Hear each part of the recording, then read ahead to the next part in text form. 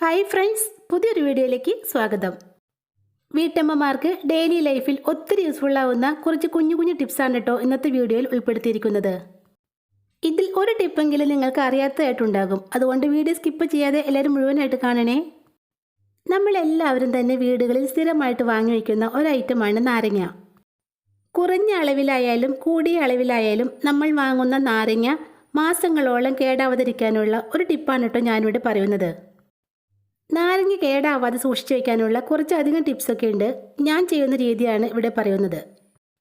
ആദ്യം തന്നെ നമ്മൾ വാങ്ങിക്കൊണ്ടുവരുന്ന നാരങ്ങയിൽ നനവുണ്ടെങ്കിൽ അത് നന്നായിട്ടൊന്ന് തുടച്ചു മാറ്റണം. ഉണങ്ങിയ ഒരു ടവൽ വെച്ചോ അല്ലെങ്കിൽ ഒരു ന്യൂസ് പേപ്പർ വെച്ചോ നമുക്കിതിൽ നനവെല്ലാം ഒപ്പിയെടുക്കാം. നാരങ്ങയിലെ നനവെല്ലാം മാറ്റിയതിന് ശേഷം ഒരു ന്യൂസ് പേപ്പർ 4ആയി മടക്കി അതിനുള്ളിലേക്ക് നമ്മുടെ നാരങ്ങ വെച്ചു കൊടുക്കാം. ഇനി ഇത് നന്നായിട്ടൊന്ന് പൊതിഞ്ഞെടുക്കാം. നാരങ്ങ നമ്മൾ വെറുതെ ഫ്രിഡ്ജിലേക്ക് വയ്ക്കുകയാണെങ്കിൽ 2-3 ദിവസം കഴിയുമ്പോഴേക്കും അതിലെ വെള്ളം എല്ലാം വറ്റി അത് ഉണങ്ങിപ്പോകും. ഫ്രിഡ്ജിൽ വയ്ക്കാതെ വെളിയിൽ വയ്ക്കുകയാണെങ്കിൽ നാരങ്ങ പെട്ടെന്ന് തന്നെ ചീഞ്ഞു പോകും. ഇങ്ങനൊരു ടിപ്പ് ചെയ്ത് വെച്ചാൽ 2 മാസം കഴിഞ്ഞാലും നമ്മുടെ നാരങ്ങ നല്ല ഫ്രഷ് ആയിട്ട് തന്നെ ഇരുന്നോളും. ന്യൂസ് പേപ്പറിൽ പൊതിഞ്ഞെടുത്ത നാരങ്ങ ഇതുപോലെ ഒരു പ്ലാസ്റ്റിക് കവറിലേക്കിട്ട് ഒന്ന് മടക്കിയെടുക്കാം. ഇനി ഇത് നമ്മുടെ ഫ്രിഡ്ജിൻ്റെ ഡോറിലുള്ള ഷെൽഫിലേക്ക് വെച്ചാൽ മതി. പ്ലാസ്റ്റിക് കവറിലേക്കിട്ട് നമ്മൾ എന്ത് സാധനങ്ങൾ ഫ്രിഡ്ജിലേക്ക് വെച്ചാലും കുറച്ച് കഴിയുമ്പോൾ അതിൽ നല്ല നനവുണ്ടാകും. വെജിറ്റബിൾസ് ഒക്കെ ഇങ്ങനെ വെക്കുമ്പോൾ ഈ നനവ് കാരണം അത് പെട്ടെന്ന് തന്നെ ചീത്തയായി പോകും. ഫ്രൂട്ട്സും വെജിറ്റബിൾസും ഒക്കെ ഇങ്ങനെ കോട്ടൺ ക്ലോത്തിലോ ന്യൂസ് പേപ്പറിലോ ഒക്കെ പൊതിഞ്ഞതിന് ശേഷം കവറിലാക്കി ഫ്രിഡ്ജിൽ വെച്ചാൽ മതി. ഒത്തിരി നാൾ കേടാവാതെ നല്ല ഫ്രഷ് ആയിട്ട് നമുക്ക് സൂക്ഷിക്കാൻ സാധിക്കും. അപ്പോൾ ഈ ടിപ്പ് അറിയാത്തവരുണ്ടെങ്കിൽ ഒന്ന് ചെയ്തു നോക്കണേ. നമ്മുടെ അടുത്ത ടിപ്പ് എന്താണെന്ന് നോക്കാം. മാർക്കറ്റിൽ നിന്നും തേങ്ങ വാങ്ങിക്കുന്നവർക്ക് വേണ്ടിയുള്ളതാണ് നമ്മുടെ അടുത്ത ടിപ്പ്. നന്നായി വിളഞ്ഞതും വിളയാത്തതുമായ, അതായത് കരിക്കായിട്ടുള്ള തേങ്ങകളൊക്കെ ഇങ്ങനെ മാർക്കറ്റിൽ വിൽക്കാനായിട്ട് വെച്ചിട്ടുണ്ടാകും. ഇതിൽ നിന്നും നല്ല വിളഞ്ഞ തേങ്ങ നോക്കിയെടുക്കാനുള്ള നല്ലൊരു ടിപ്പാണ് കേട്ടോ ഞാനിവിടെ പറയുന്നത്. പൊതിച്ച് വെച്ചേക്കുന്ന തേങ്ങയുടെ കളർ നോക്കി നമുക്കിത് വിളഞ്ഞതാണോ വിളയാത്തതാണോ എന്ന് മനസ്സിലാക്കാൻ സാധിക്കും. നല്ല വിളഞ്ഞ തേങ്ങയുടെ ചിരട്ട ഇതുപോലെ നല്ല ഡാർക്കായിട്ടിരിക്കും. എന്നാൽ വിളയാത്ത തേങ്ങയുടെ ചിരട്ടയാണ് ലൈറ്റ് കളറിൽ കാണുന്നത്.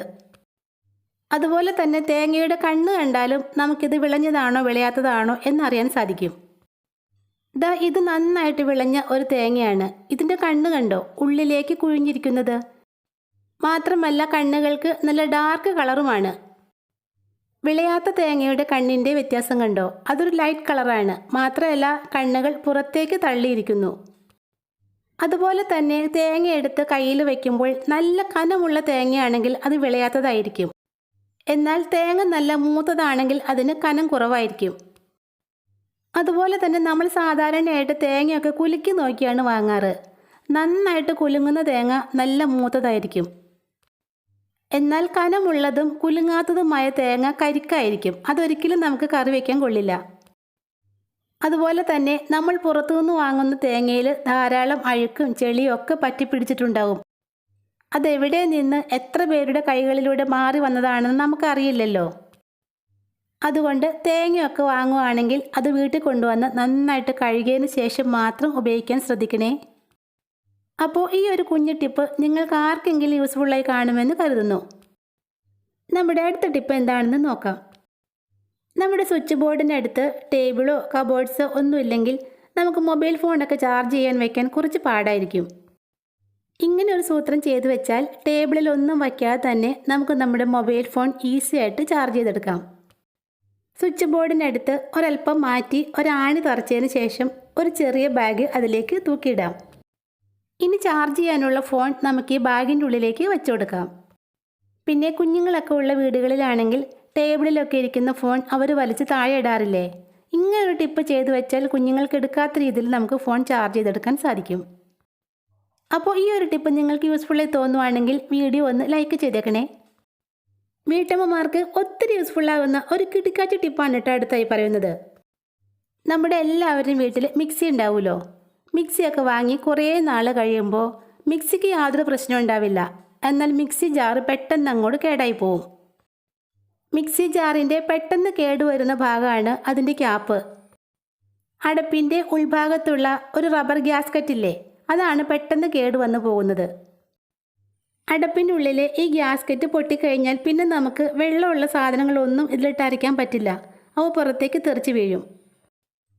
മിക്സിക്ക് പ്രത്യേകിച്ച് കംപ്ലൈൻ്റ് ഒന്നും ഇല്ലാത്തതുകൊണ്ട് പുതിയത് വാങ്ങാനും നമുക്ക് മടിയായിരിക്കും. ഇങ്ങനെ ഗ്യാസ്കറ്റ് പൊട്ടിപ്പോയ മിക്സി ജാറിൻ്റെ ക്യാപ്പിൽ ചെറിയൊരു സൂത്രം ചെയ്തു വെച്ചാൽ വെള്ളം ഒട്ടും തെറിക്കാതെ നമുക്ക് എന്ത് വേണേലും ഇതിലിട്ട് അരച്ചെടുക്കാം. ഈ ടിപ്പ് ചെയ്യാനായിട്ട് ഞാനിവിടെ കുറച്ച് റബ്ബർ ബാൻഡ് എടുത്തിട്ടുണ്ട്. ഓരോ റബ്ബർ ബാൻഡ് എടുത്ത് മിക്സി ജാറിൻ്റെ അടപ്പിൻ്റെ ഉള്ളിലേക്ക് ഇതുപോലെ ഒന്ന് ഇട്ട് കൊടുക്കാം. വലിയ റബ്ബർ ബാൻഡാണ് എടുക്കുന്നതെങ്കിൽ 2-3 പ്രാവശ്യം മടക്കിയതിന് ശേഷം നല്ല ടൈറ്റാക്കി കൊടുക്കണം. 7-8 റബ്ബർ ബാൻഡ് നമുക്കിതുപോലെ ഇട്ട് കൊടുക്കാം. റബ്ബർ ബാൻഡ് ഇട്ട് കഴിഞ്ഞപ്പോൾ കണ്ടോ, അതിലുണ്ടായിരുന്ന റബ്ബർ ഗ്യാസ്കറ്റ് പോലെ നല്ല ടൈറ്റായിട്ട് തന്നെയാണ് കിട്ടിയിട്ടുള്ളത്. ഇനി നമുക്ക് വെള്ളം ഒഴിച്ച് അരയ്ക്കാവുന്ന സാധനങ്ങൾ മിക്സിയുടെ ജാറിലേക്ക് ഇട്ടതിന് ശേഷം ഈ അടപ്പ് വെച്ച് അടച്ച് ഈസി ആയിട്ട് അരച്ചെടുക്കാം. ഒട്ടും വെള്ളം തെറിക്കില്ല. അപ്പോൾ ഗ്യാസ്കറ്റ് പോയ മിക്സി ജാറിൻ്റെ അടപ്പൊക്കെ ഉണ്ടെങ്കിൽ ഈ ടിപ്പൊന്ന് ചെയ്ത് നോക്കൂട്ടോ. മീൻ കറിയൊക്കെ വയ്ക്കുന്ന മൺചട്ടികൾ നമ്മൾ കറിയൊക്കെ വെച്ചതിന് ശേഷം കഴുകി എവിടെയെങ്കിലും ഒന്ന് കൊണ്ട് കമഴ്ത്തി വയ്ക്കും.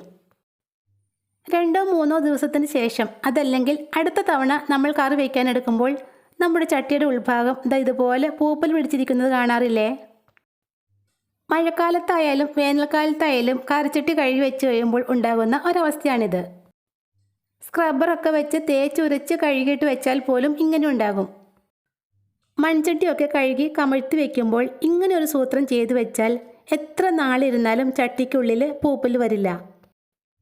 ആദ്യം തന്നെ നമുക്ക് കറിച്ചട്ടി നന്നായിട്ടൊന്ന് കഴുകിയെടുക്കാം. ഇനി ഇത് കമിഴ്ത്തി വെക്കുന്നതിന് മുമ്പായിട്ട് ഒരു സൂത്രം ചെയ്ത് വെക്കണം.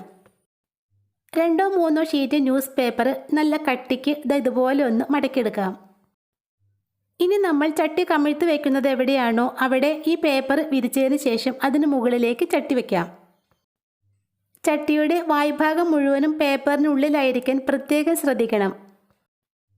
ഇങ്ങനെ കട്ടിയിൽ മടക്കിയ ന്യൂസ് പേപ്പറിന് മുകളിലേക്ക് കഴുകിയ ചട്ടി കമത്തി വെച്ചാൽ എത്ര നാൾ കഴിഞ്ഞാലും ചട്ടിക്കുള്ളിൽ പൂപ്പൽ വരികയേയില്ല. ചട്ടിക്കുള്ളിലുണ്ടാകുന്ന ഏത് നനവും നമ്മുടെ പേപ്പർ വലിച്ചെടുത്തോളും. അങ്ങനെയാണ് ചട്ടിയിൽ പൂപ്പൽ വരാതിരിക്കുന്നത്. അപ്പോൾ ഇന്നത്തെ ഈ കുഞ്ഞു ടിപ്സിൽ ഏതെങ്കിലും ഒന്ന് നിങ്ങൾക്ക് യൂസ്ഫുള്ളായി തോന്നുവാണെങ്കിൽ ഈ ചാനൽ ഒന്ന് സബ്സ്ക്രൈബ് ചെയ്തേക്കണേ. താങ്ക്